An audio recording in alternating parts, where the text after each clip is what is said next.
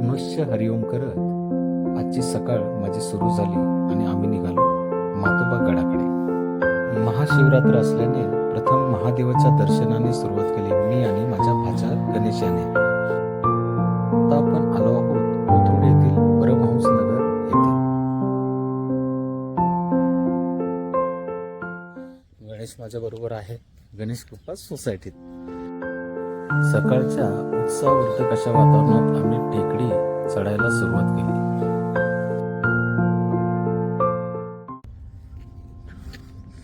आपण पहिला टप्पा वर आलोय. समजा गणेश कृपाचा मारुती मंदिर आहे टेकडीवर.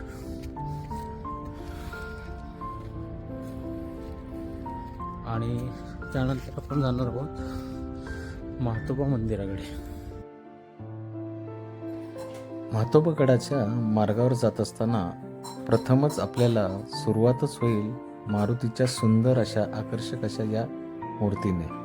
आणि इथेच आपण प्रथम मोहून जाल.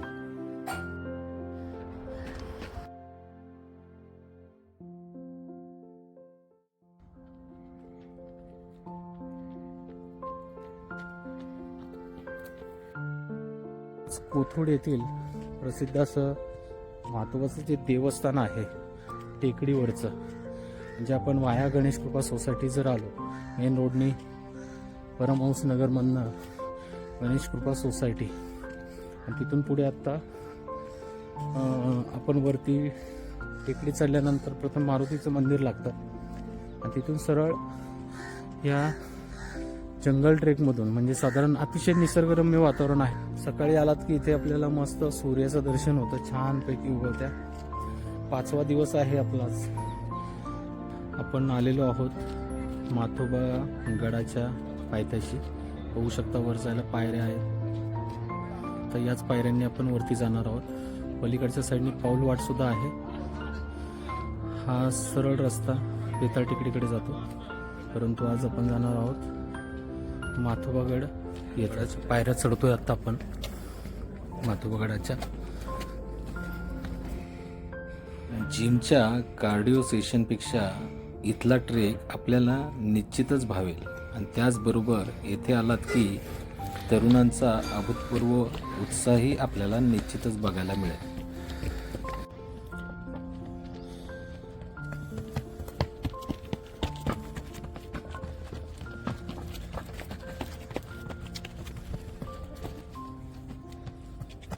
मंदिराच्या द्वाराशी आपण आता उभे आहोत. मातोबाचं मनमोहक असं रूप बघून खरोखर मन प्रसन्न होईल. आपण इथे मातोबा गड देवस्थानच्या ठिकाणी आलेलो आहोत.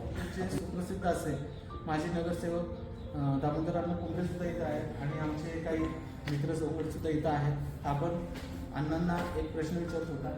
अण्णा, आपण किती वर्षापासून इथे येतो? इथे गेली 25-30 वर्ष आली आहे. आणि बाहेरून येणारी जी लोक आहेत की ज्यांना आता कोथरूडकरांना मातोबा गड देवस्थान माहिती आहे, पण समजा बाहेरून येणाऱ्यांसाठी आपण काय सांगाल?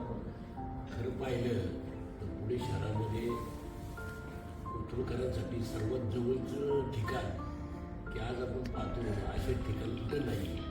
आणि हत्तीच्या अंतरावर जे ठिकाण आहेत आणि अत्यंत परिसर सगळी झाडी वगैरे ती व्यवस्था चांगली आहे आणि आरोग्य दृष्टीने फार मोठा चांगला स्पॉट देखील आहे. आणि हा मंदिर गेली 100 वर्षापासून एक ग्रामदैवत आहे आणि जी खऱ्या अर्थानं सुरुवातीतलं आहे. नंतर कालांतरानं थोडंसं लोकांना लांब पडायला लागल्यामुळं गावामध्ये ग्रामदैवत म्हणून त्या ठिकाणी मंदिर बांधलं झालं. खरं मूळ या ठिकाणी आपण लोकांना इथे येण्याचं आवड कशा पद्धतीने?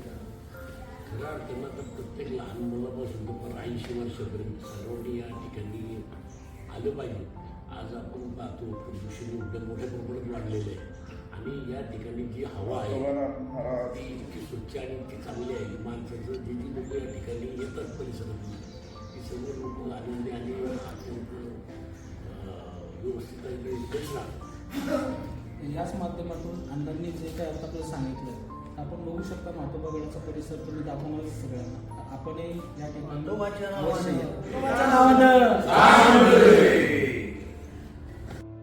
पावसाळ्यात तर येथील सर्व परिसर हिरवागार होऊन जातो. नागरिकांसाठी एक जिम सुद्धा इथे उपलब्ध आहे. आपण बघू शकतो की येथे आपण एक्सरसाइज करू शकता. बघू शकतो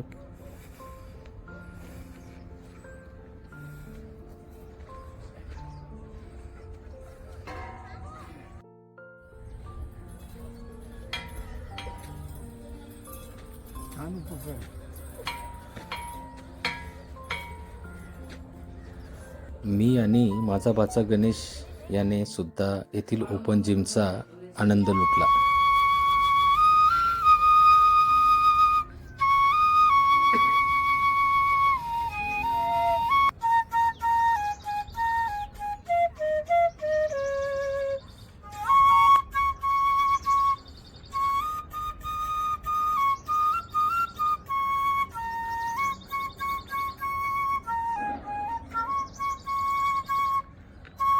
अतिशय सुंदर असा अनुभव आहे. 10 दिवस 10 ठिकाणं अशी आपण कव्हर केले.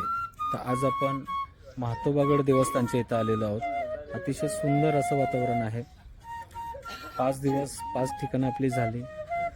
त्यातलं हे 5वं ठिकाण आज आपलं आहे महातोबागड देवस्थान. तर इथे आपण बघू शकता नागरिकांचा तर उत्साह बघितलाच, परंतु कशा पद्धतीने जीवन सुमधुर करता येईल असं आपण इथे बघू शकता. चला तर मग येत आहे ना कोथरूडमधील म्हातोबा गडावर.